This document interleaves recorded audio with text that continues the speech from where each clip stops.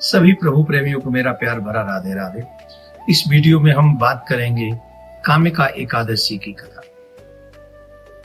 भगवान से जब धर्मराज पूछते हैं तो भगवान से कृष्ण कहते हैं, हे धर्मराज, बहुत ही सुंदर श्रावण मास के कृष्ण पक्ष की जो एकादशी है उसका नाम कामिका एकादशी, प्रत्येक मनोकामनाओं को पूर्ण करने वाली। इसका ऐसा महात्म्य है, जो मनुष्य जो कामना के साथ इस व्रत को करता है उसकी वो मनोकामना पूरी होती है। एक व्यक्ति था जिसने क्रोध में आकर एक ब्राह्मण की हत्या कर दी थी। जब वो उसका अंतिम संस्कार करने जा रहा था तो ब्राह्मणों ने कहा कि तुम इसका अंतिम संस्कार नहीं कर सकते क्योंकि तुमको ब्रह्म हत्या लग चुकी है, इसलिए तुम इसको छू नहीं सकते।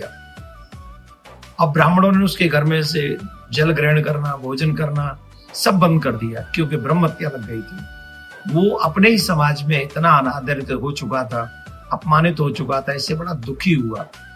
फिर एक दिन उसे एक संत का दर्शन हुआ और संत से अपना दुख जब रोया तो उन्होंने कहा कि श्रावण मास की शुक्ल पक्ष की एकादशी का व्रत करो, इस व्रत से तुम्हारे सारे कष्ट दूर हो जाएंगे। ऋषियों जैसे संत ने कहा था उसके कथन अनुसार ही उसने वो व्रत किया और व्रत करने के बाद स्वप्न में भगवान का दर्शन हुआ और उस स्वप्न में भगवान ने कहा कि अब तुम ब्रह्म हत्या से मुक्त हो गए हो, अब तो हमारे धाम में आओ। तो ये बहुत सुंदर व्रत है, हमें कामिका एकादशी का व्रत करना चाहिए जो कि 9 अगस्त को होगा और 10 अगस्त को इसका पारायण हम लोग करेंगे। और पारायण का समय जो होगा अपने अपने सूर्योदय के हिसाब से आप लोग अपनी देश अपनी कंट्री में देख ले। और वैसे प्रमुख समय 5:51 से लेके 7:55 तक रहेगा।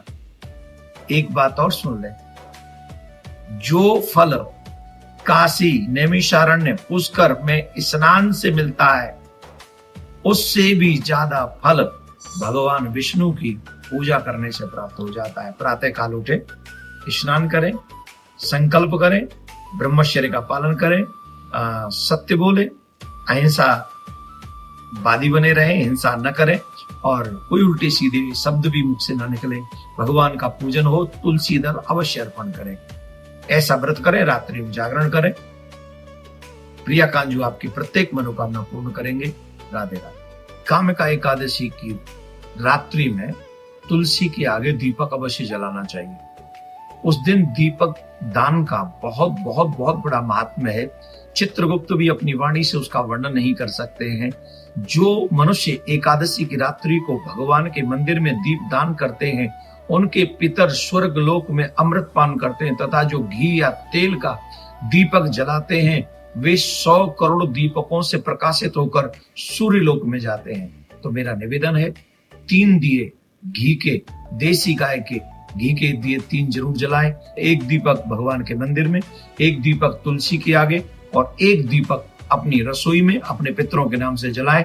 तीनों के तीनों दीपक आपके लिए कल्याणकारी होंगे और ये आपके पितरों को भी प्रसन्न करने वाले होंगे। राधे राधे।